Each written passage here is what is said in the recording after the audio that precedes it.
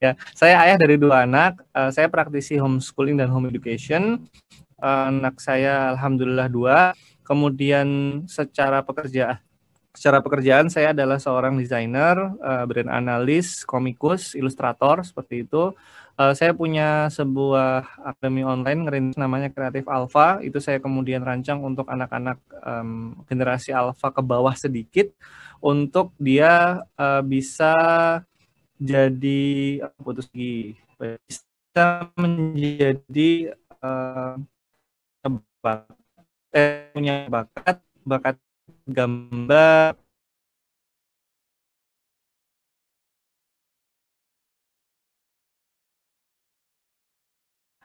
Bagaimana kita menemukan dan mengasah bakat anak? Saya ini dulu ya. Jadi seperti yang saya bilang tadi, saya akan menyampaikan ini dari sudut pandang Thales Mapping dan atau mungkin bisa dikatakan Clifton Strength ya, karena emang saya cukup apa ya, ada beberapa hal di Thales Mapping yang saya coba ulik dan apa ya, dan saya coba bandingkan, saya komparasikan dengan Clifton Strength yang asli. Ada beberapa perbedaan begitu, tapi saya coba komparasikan keduanya. Sebentar, oke lagi, aman ya. Bagi yang kemudian belum mengenal Talent Mapping, kan untuk mulai mempelajari dan sungguh sebetulnya kan ayah dan bunda untuk belajar Talent Mapping ini, karena memang ini insya Allah akan sangat-sangat kepake baik untuk diri sendiri, jadi untuk ayah bunda atau juga untuk anak begitu. Meskipun minusnya Talent Mapping itu adalah dia punya usia minimal untuk diuji. Jadi ini adalah tes psikologi yang usia minimal seingat saya itu SMP kelas 3 kalau nggak salah untuk bisa diuji Talent Mapping. Di bawah itu belum bisa. Nah, itu kemudian bagaimana terus caranya pakai perspektif Talent Mapping tapi kemudian nggak jelas gimana caranya. Nah, kita kemudian akan coba apa ya? Akan coba belajar bersama-sama pada pagi hari ini seperti itu. Pertama, saya selalu suka dengan analogi ini. Ini adalah analogi tentang kapak begitu.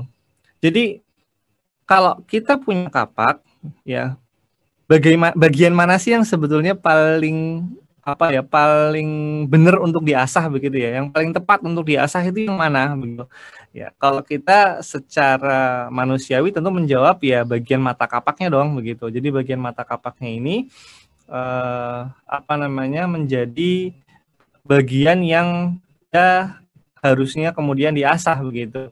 Tetapi kemudian sayangnya banyak orang tua yang kemudian dia itu tidak menyadari bahwa mata kapak setiap anak itu beda-beda. Ya, ada yang kemudian mata kapaknya itu ternyata di bagian seni, ada yang mata kapak di bagian sosial, ada yang majar, ada yang mata kapak di bagian macam-macam begitu. Sehingga kemudian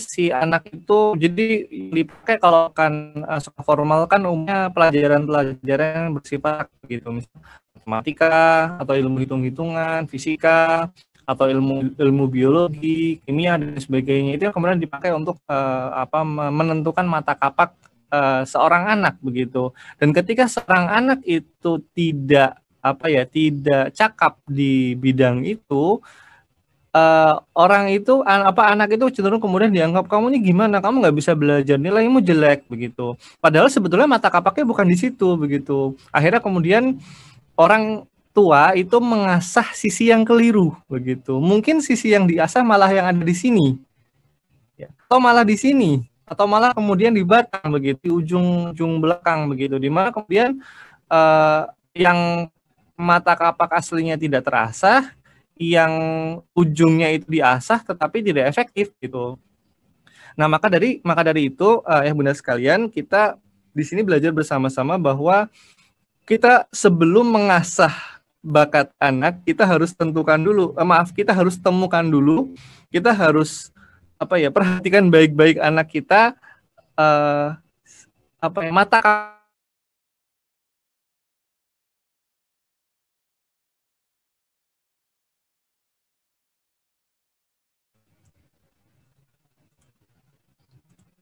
Sebentar.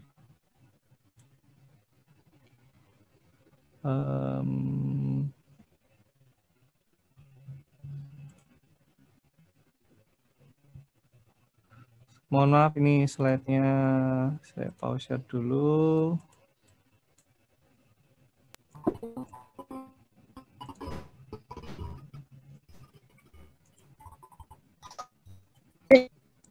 Sebentar ya, ada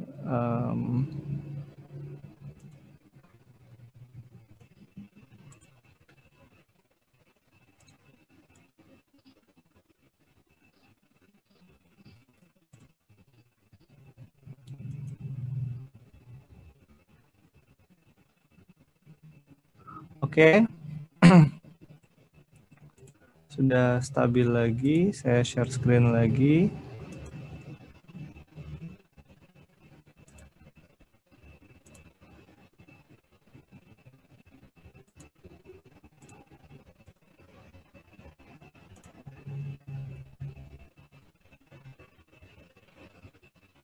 Mohon maaf nih, menunggu sebentar.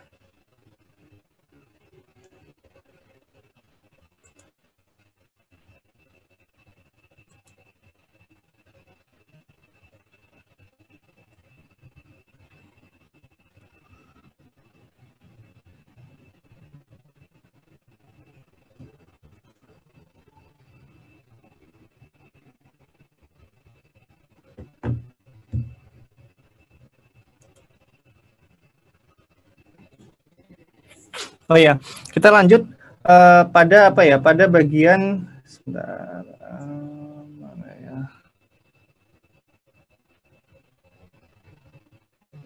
Oke, kita akan masuk ke apa 3 jalur karir. Jadi begini, sekolah formal, pendidikan formal di Indonesia itu saat ini baru mengakomodir satu jenis jalur karir saja, yaitu akademisi. Padahal kemudian yang kami pahami, itu setidaknya ada 3 jenis jalur karir. Pertama adalah akademisi, yang kedua adalah profesional, yang ketiga adalah entrepreneur. Nah, 3 jalur ini itu sebenarnya pendekatannya berbeda-beda dan tidak tiga-tiganya tidak harus sekolah, tidak semua harus sekolah formal begitu. Misalnya ambil contoh akademisi. Akademisi ini adalah jalur profesi yang kemudian dia itu membutuhkan pengakuan ijazah. Jadi pengakuan akademik, misalnya polisi, dokter, dosen, kemudian apalagi tentara, yang dia butuh pengakuan akademik. Ya, pengakuan itu ada institusi yang dia mengesahkan bahwa oh ini dokter, oh ini polisi, oh dia ini tentara begitu. Kita nggak bisa kemudian serta-merta mengaku sebagai seorang tentara tanpa kemudian pernah masuk akademi militer, kan seperti itu. Nah, dia mau nggak mau membutuhkan sekolah formal. Kemudian yang kedua adalah profesional, yang dia diakui berdasarkan skill atau portofolio. Nah, ini banyak juga profesi-profesi yang dia punya tidak terlalu membutuhkan sekolah formal. Yang dibutuhkan adalah training dan sertifikasi. Contoh misalnya desainer, fotografer, programmer, dan ya banyak yang lainnya. Nah, itu tuh rata-rata kemudian dia membutuhkan tergolong sebagai profesional begitu. Dan yang ketiga adalah entrepreneur. Nah, entrepreneur ini ya kita semua sudah tahu bahwa jalur ini sebetulnya tidak terlalu butuh sekolah formal. Yang diakui dari entrepreneur itu adalah ya bukan ijazah, bukan portofolionya, tetapi adalah apa usahanya begitu. Ya, portofolio juga sih, portofolio bisnis lebih tepatnya begitu. Dan yang dibutuhkan adalah magang. Artinya kemudian dari 3 jalur karir ini itu kebutuhannya berbeda-beda. Nah, seperti yang saya bilang di awal, sayangnya pendidikan di Indonesia itu baru mengakomodir satu jalur saja, yakni jalur akademik begitu. Belum ada kemudian kayak jalur magang untuk entrepreneur, belum ada jalur kalau sertifikasi mungkin sudah ya, sebagian sudah mulai ada. Pemerintah Indonesia sudah mengeluarkan sertifikasi untuk misalnya profesi-profesi kayak desainer, programmer, UI UX dan lain sebagainya itu sudah ada. Tapi kemudian belum populer seperti itu. Tapi sudah ada begitu. Nah, kemudian pada pagi hari ini apa yang coba akan kita lakukan? Ada 4 hal yang akan kita lakukan. Yang pertama adalah memberi aktivitas untuk anak kita. Kemudian yang kedua adalah mengamati apa yang kemudian menjadi anak kita sudah dikasih aktivitas, terus ya kita lihat dong mereka ngapain sih berdasarkan aktivitas yang kita kasih begitu. Kemudian setelah kita amati, kita bikin hipotesis atau hipotesa. Hipotesis ya, kesimpulan sementara. Oh, anakku, aku kasih aktivitas ini, yang dia lakukan begini, maka kemungkinan anakku ini seperti itu. Nah, setelah itu kemudian baru kita setelah kita ketahui, oh ternyata anakku punya kelebihan di sini, punya kekuatan di sini, punya strength di sini. Nah, kemudian disiasati kelemahannya seperti itu. Tidak jelas. Oke. Saya tidak tahu harus ngapain.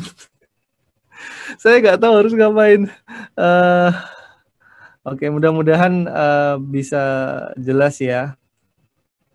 Oke, kita masuk ke aktivitas.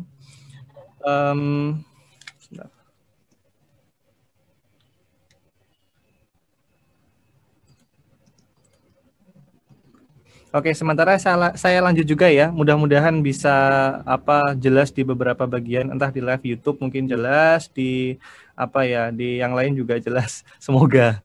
Baik. Nanti tapi kalau misalkan tidak ada, nanti saya bagi filenya.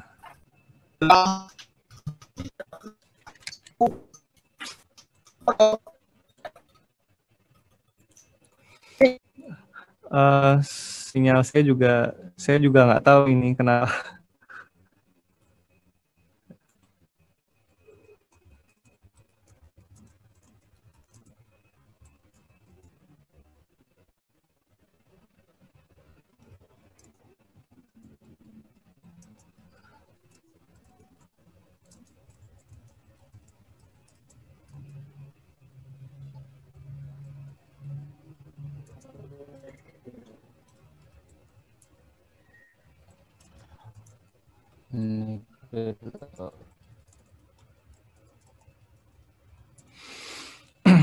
Oke, saya lanjut ya. Jadi yang pertama adalah kita membuat project based learning ya, atau kita sebut sebagai Probala ya, sebutannya Probali begitu. Probala ini membantu anak untuk belajar dari dari 1-2 jenis kegiatan itu bisa kemudian anak itu belajar banyak hal begitu.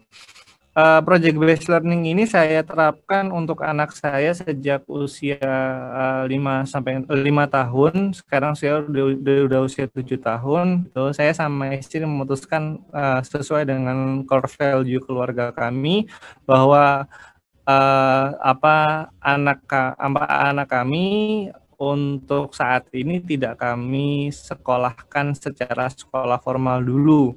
Kecuali kalau misalnya nanti dia ternyata memutuskan untuk masuk ke jalur akademik, ya udah sekolah aja gitu. Jadi sesimpel itu. Kencang, dan dari situ anak bisa belajar banyak hal begitu. Jadi ada 2 hal yang perlu kita pahami dalam Probali atau project based learning, itu adalah menentukan konten dan menentukan konten. Ditentukan, kita bisa mengamati dan mengukur hasilnya begitu. Konten itu adalah apa yang dilakukan oleh anak. Ya, judulnya kegiatannya apa begitu. Konteks, aspek-aspek yang tidak terlihat yang sebetulnya dipelajari oleh anak. Meskipun ya lagi-lagi ada yang balik juga. Maksudnya ada yang mengatakan bahwa konten itu aslinya adalah materi pembelajarannya, konteks itu adalah bentuk kegiatannya. Ada yang bilang seperti itu. Tapi kemudian kalau yang saya pahami dari sudut pandang, karena memang saya dapat istilah konten dan konteks ini akrab ditemui di film. Jadi konten itu ya filmnya, konteks itu adalah kerangka yang kemudian hal-hal yang melingkupi film tersebut begitu. Nah, konten konteks ini kita kelola sehingga kemudian nanti dia bisa kita ukur. Jadi aktivitas-aktivitas yang dilakukan oleh anak yang kita rancang untuk anak itu bisa kita ukur begitu. Nah, misalnya ini contoh sederhana begitu. Kontennya adalah main hujan-hujanan. Konteksnya apa? Konteksnya adalah 1, belajar tentang siklus hujan. 2, oh ternyata hujan itu berasal dari apa sih? Dari awan. Kok bisa ada awan? Awan itu dari mana? Sehingga kemudian anak itu belajar siklus hujan begitu. Kemudian yang kedua adalah belajar tentang bahwa air yang turun dari langit itu adalah makanan bagi tumbuhan begitu. Air masuk ke tanah, kemudian keluar dari tanah, itu pembelajaran begitu. Kemudian aktivitas motorik, juga kemudian belajar sikap menahan diri. Maksudnya konteksnya misalnya begini, si anak ini suka dengan main hujan, tapi kemudian orang tuanya, ayah bundanya bilang stop, cukup main hujannya sebelum kamu masuk angin, misalnya begitu. Itu dia belajar untuk menahan diri. Dan masih banyak lagi. Artinya kemudian satu jenis kegiatan saja itu kita bisa mengajarkan kepada anak banyak hal, sangat banyak hal begitu. Ini baru satu jenis kegiatan. Saya ingat salah satu teman komunitas itu ada yang dia anaknya itu, jadi judulnya tuh project based learning itu sederhana. Mengajak jalan-jalan ke, kalau dekat daerah kami itu namanya Goa Cerme. Jadi Goa Cerme itu adalah goa yang kita bisa susur gua, caving. Jadi goanya itu sekitar berapa kilometer gitu. Masuk, kemudian bisa keluar di ujung yang satunya, itu namanya Goa Cermai di daerah Yogyakarta, di daerah Bantul, dan cukup panjang begitu, caving. Nanti juga bisa kalau musim hujan tuh bisa berenang di dalam gua juga. Jadi susur goanya tuh ada airnya begitu, nggak cuma gua aja. Dan waktu itu ditanya begitu, Abi aku pengen jalan-jalan begitu. Terus kemudian ditanya balik, mau jalan-jalan kemana begitu. Dia mikir, kemana ya, coba tentuin kemana begitu. Terus kemudian oke lah, akhirnya sepakat tentukan ke Gua Cerme. Mau ngapain di Gua Cerme? Mau susur gua. Sama siapa? Sama teman-teman. Teman-teman udah dikasih tahu belum? Belum. Terus yang mau ngasih tahu siapa? Aku, kayak gitu. Ya udah, sekarang kamu hubungin ayah bundanya teman-teman kamu untuk ngajak mereka susur gua begitu.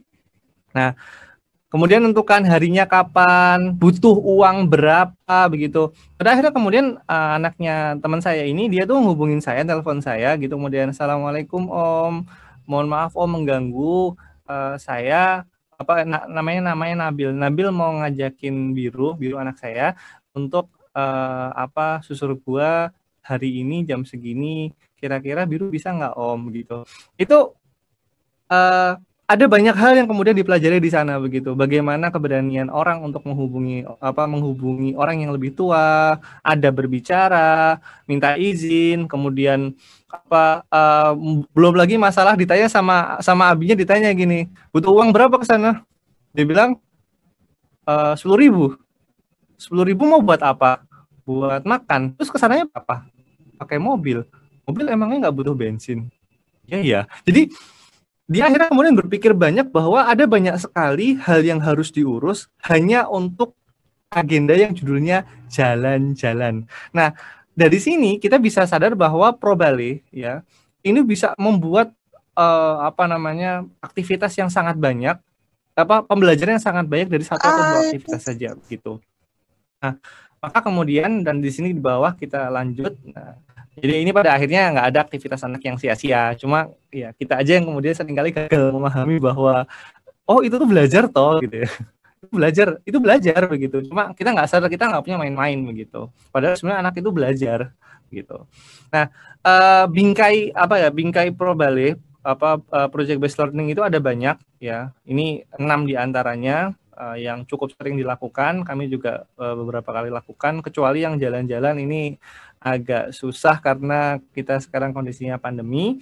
Jadi pertama adalah silaturahim, mengunjungi berbagai profesi yang berbeda. Jadi saling silaturahim. Kita punya teman profesinya apa aja sih begitu. Sekarang ya Bunda silakan ngelis teman-teman teman seusia gitu yang seumuran udah punya anak atau kemudian lebih tua sedikit. Ini profesinya apa aja begitu. Kalau ketemu profesi yang bagus-bagus, disilaturahimin lah begitu. Saya yang belum kesampaian itu adalah saya punya teman, dia punya PH production house. Dia itu saya belum kesampaian untuk ngajak apa namanya, anak saya untuk datang ke rumah produksinya sana. Jadi lihat orang syuting kayak gitu-gitu itu belum sempat seperti itu. Kemudian ada juga magang atau nyantri, ini juga sama. Ini mungkin yang di usia lebih lebih dewasa bisa dilakukan ya, usia 11, 12, 13 tahun sudah bisa dilakukan. Jadi naruh anak kita di mana anak itu suruh, jadi kita minta tolong sama si orang yang kita cantrikkan ini begitu, atau dimagangkan ini untuk, ini tak titipin di sini, terserah mau disuruh ngapain begitu.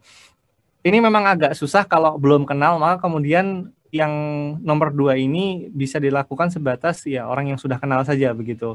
Kemudian yang ketiga adalah googling, ini juga sama, nyari informasi, nonton video. Kalau kita tidak punya teman pembalap ya kita bisa cari channel di YouTube tentang kehidupan para pembalap, atau kemudian nyari TV kabel yang membahas soal pembalap begitu, misalnya begitu. Atau kemudian membaca. Jadi banyak aktivitas. Kemudian yang keempat, jalan-jalan atau diskusi, ngobrol soal informasi tertentu, pembahasan hal tertentu begitu. Ketika dia, misalkan anak saya ketika membahas soal menyinggung soal langit, soal waktu itu nonton film kartun begitu. Ayah, itu kok bisa begini. Jadi banyak hal yang kemudian ketika dia belajar untuk memisahkan mana imajinasi, mana realita begitu. Oh, yang itu beneran, oh yang itu cuma bohongan, yang ini asli, yang ini enggak, seperti itu. Kemudian berperan sebagai pemadam kebakaran misalnya begitu. Jadi ya ini kerangka aktivitas begitu. Kemudian yang kedua adalah kita amati materi tentang pengamatan ini. Terus terang saya dapat dari Bu Septi Penny Wulandani. Beliau membuat satu asesmen namanya Pandu 45. Pandu 45 ini adalah alternatif dari talent mapping kalau misalnya untuk anak-anak. Jadi kan anak-anak belum bisa diuji nih.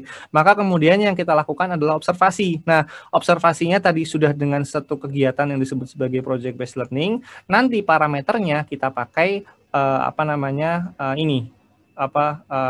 parameter dari Pandu 45 ini, seperti itu. Sebelum lanjut kita belajar, ini saya perlihatkan kuadran aktivitas. Jadi ini kita bisa membedakan aktivitasnya anak, mana yang kemudian dia sebagai kekuatan, mana yang dia sebagai kompetensi, mana dia yang sebagai hobi, dan mana yang sia-sia begitu. Misalnya ambil contoh hobi dulu aja, hobi. Dia mungkin senang mengerjakannya, tetapi kemudian dia tidak terlalu suka untuk dia tidak mendapatkan apapun dari itu. Misalnya suka baca komik misalnya begitu. Suka baca komik itu menyenangkan begitu, tetapi ketika dia tidak mendapatkan apapun dari sana, maka ya itu hanya menjadi hobi saja. Beda urusan kalau misalnya ketika dia sudah suka baca komik, dia suka membedahnya dan membahasnya di channel YouTube-nya begitu. Nah, itu dia menjadi satu kekuatan begitu, karena dia sudah earn begitu. Atau kemudian misalnya kita bicara soal kompetensi. Kompetensi ini dia tidak enjoy begitu. Dia tidak enjoy. Misalnya ada anak dia bisa menghitung excellent, dia hitung-hitungan, kemudian penjumlahan berkalian, tapi dia tidak enjoy melakukannya begitu. Maka dia itu kategorinya adalah kompetensi gitu. Sementara kemudian yang sudah nggak enjoy, sudah nggak gampang, udah nggak bagus hasilnya, nggak dapat apa-apa, ini sia-sia. Nah, betapa banyak sebetulnya aktivitas yang tidak produktif dan tidak sesuai dengan minat, jadi itu terjadi pada kehidupan kita dan anak-anak kita. Jadi kita hindari yang sia-sia ini begitu. Kemudian yang berikutnya, ciri-ciri bakat tadi juga sudah dijelaskan oleh Ustadz Arifuddin di sini tentang masalah yearning, rapid learning, flow, satisfaction begitu. Yang 6 sih yang saya bilang, saya tidak terlalu saya tidak terlalu percaya dengan masalah kayak semesta yang mendukung begitu. Itu urusannya Allah. Kalau saya seperti itu ya. Jadi ketika Allah ngasih tanda bahwa anak kita begini dan begitu, ya itu karena Allah Subhanahu wa taala gitu. Bukan semesta ya. Kalau mau pakai bahasa umum semesta sih, tapi kalau saya lebih suka pakai istilahnya Allah, seperti itu.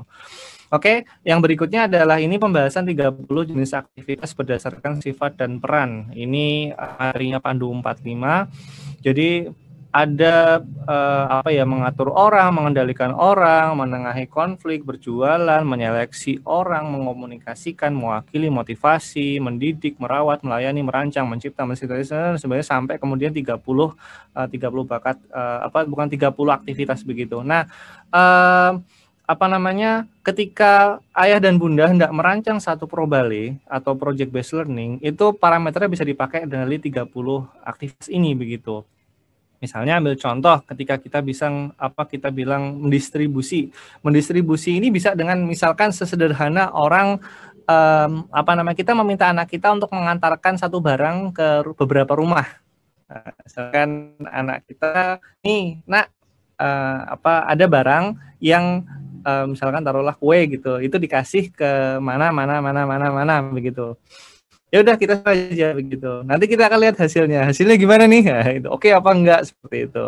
Atau kemudian misalnya apa namanya, meneliti begitu, meneliti. Coba misalnya ketika kita datang ke melihat semut begitu. Semut itu ada apa aja sih gitu. Ada apa aja sih yang ada dalam semut begitu, melihat semut. Oh, semut ada ininya, ada ininya. Dia jalan kemana kayak gitu. Dia meneliti dan menganalisis dua hal ini begitu. Atau kemudian memulihkan begitu, melihat mainan yang berantakan begitu, memberantakin ruangan, kemudian diberesin lagi, atau kemudian sesuatu yang tadinya hancur berantakan disusun lagi begitu. Nah, itu memulihkan.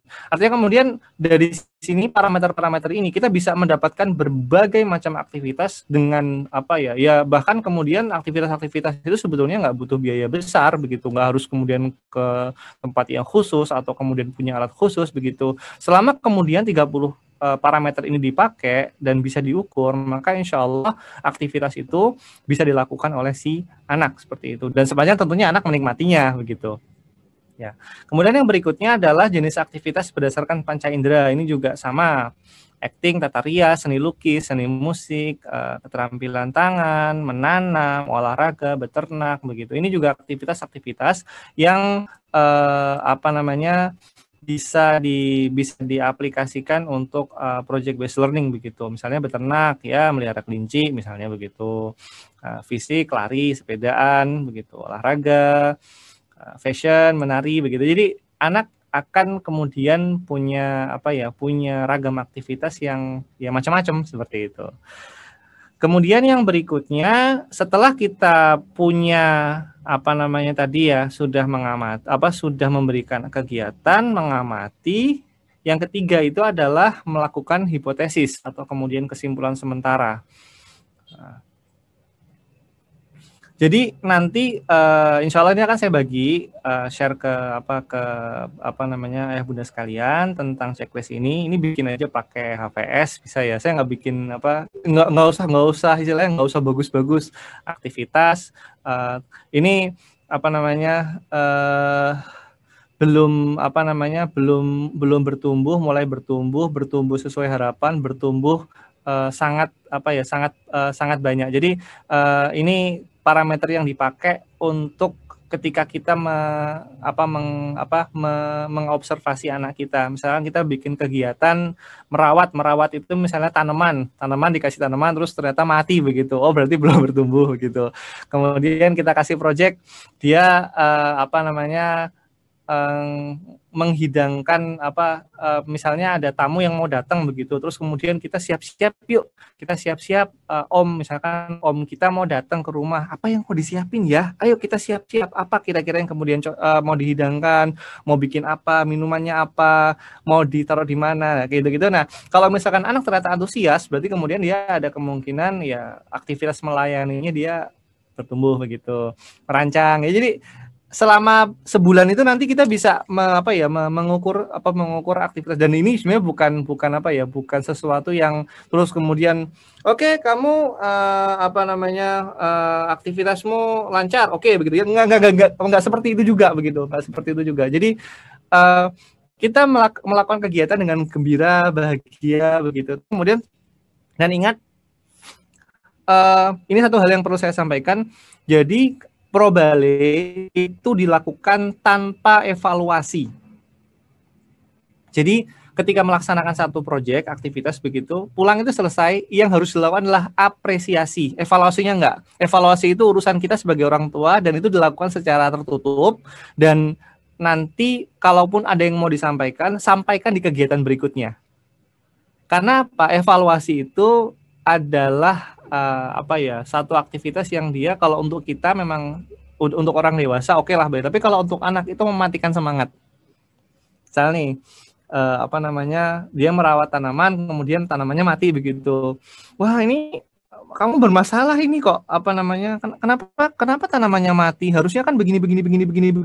Nah, itu sudah anak sudah nggak sudah ngerasa down duluan. Kenapa? Karena dia diselai sesuatu terus gagal begitu. Nah, diapresiasi, wah ternyata memang ini ya tanamannya sama Allah oleh Allah ditakdirkan mati ya ternyata. Nggak apa-apa, lain kali kita coba. Terima kasih sudah merawat tanaman, mungkin nggak setiap hari nyiram, tapi tidak apa-apa, besok-besok nyiram. Jadi kita apresiasi apa yang sudah dia lakukan, tapi evaluasi itu urusan kita. Jadi checklist ini ya nggak perlu dilihat oleh anak juga seperti itu ya. Kemudian yang berikutnya checklist bahasa bakat. Nah, checklist bahasa bakat ini acuannya tadi adalah Clifton Strength dan Talent Mapping. Kita ini juga bisa dilihat di sini mulai dari misalnya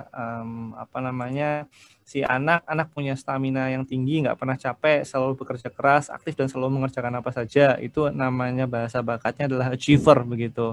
Ini anak saya tipenya achiever, dia baterainya nggak habis-habis begitu.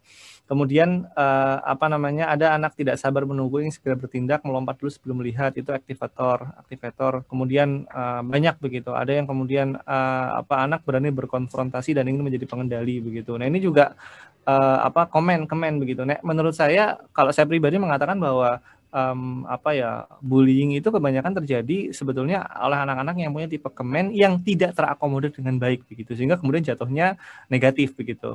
Meskipun ya kita sadar bahwa setiap bahasa bakat ini dia punya sisi positif dan negatifnya. Ada sisi istilahnya ada sisi sisi positif sama negatif. Kayak misalnya ambil contoh saya yang punyanya saya yang salah satu yang unggul itu input ini adalah anak suka mengumpulkan berbagai informasi atau koleksi barang.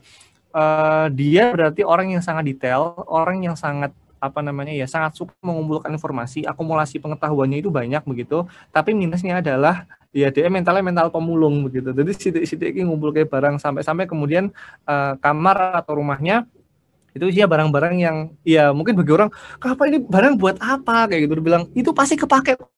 Jadi kayak ya ya itu dua sisi. Nah, maka dari itu kemudian kita perlu bijak dalam melihat bahasa bakat ini begitu. Nah, ini ada banyak sampai kemudian anak selalu menyapa orang lain yang meski yang belum dia kenal, dia udah punya udah langsung nyapa begitu, ngajak main begitu.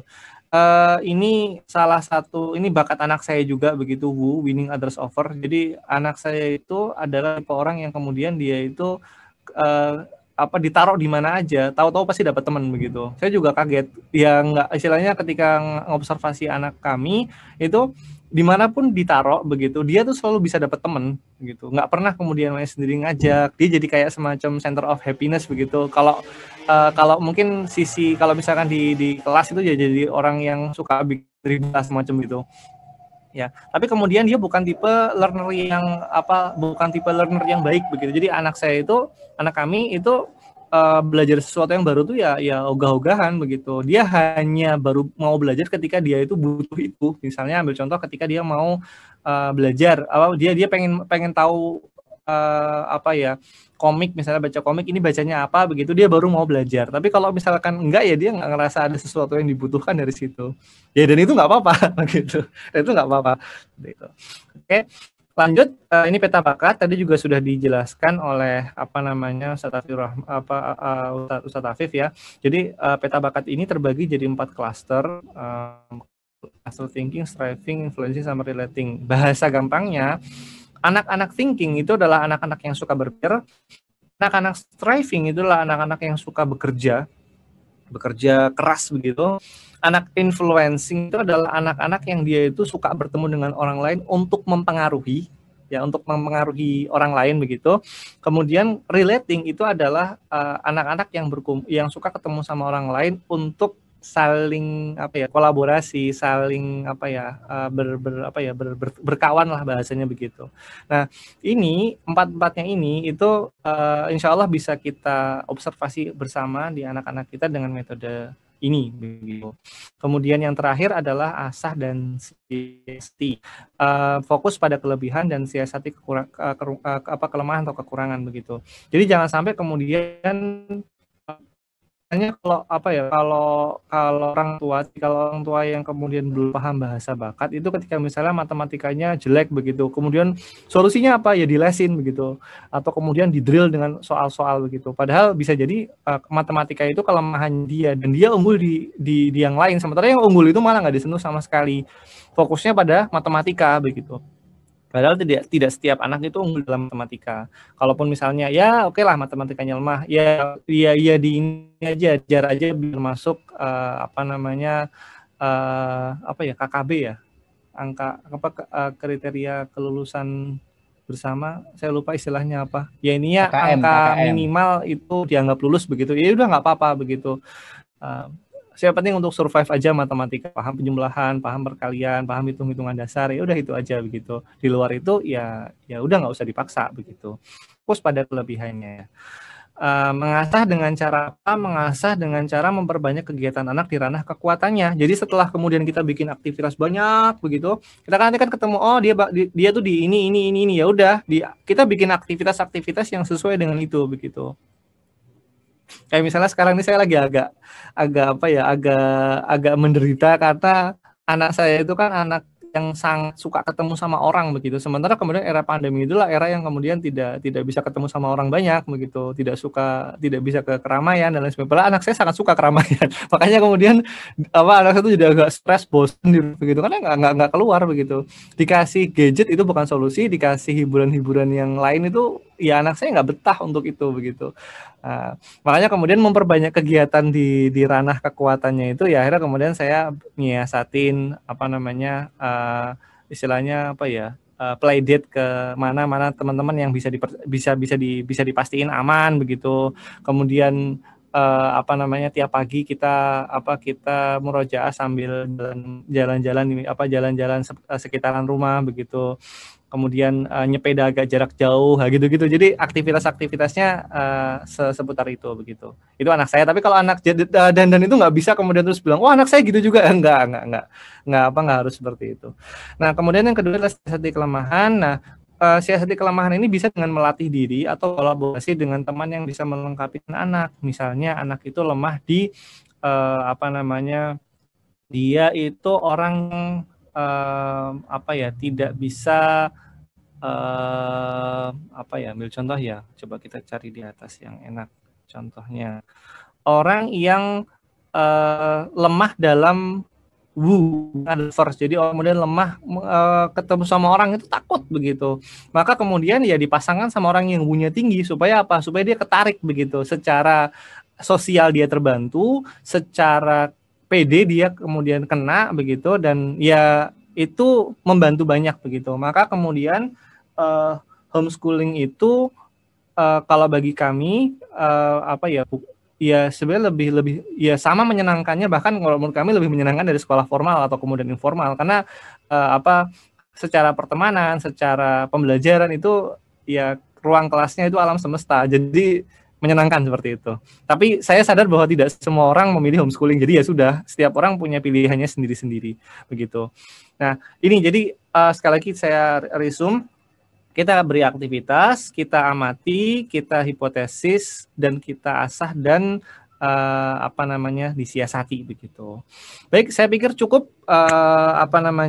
pemaparan saya pada kesempatan pagi hari ini. Mudah-mudahan bermanfaat.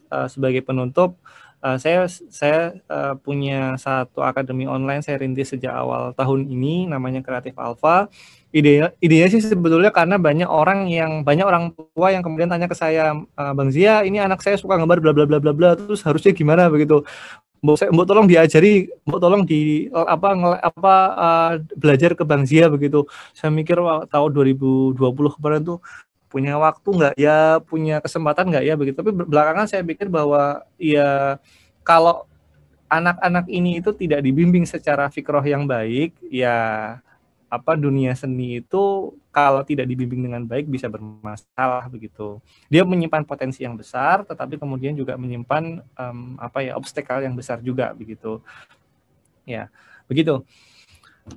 Saya pikir cukup. Aku qauli hadza wa astaghfirullah li wa lakum. Mohon maaf kalau ada salah dan khilaf. Assalamualaikum warahmatullahi wabarakatuh.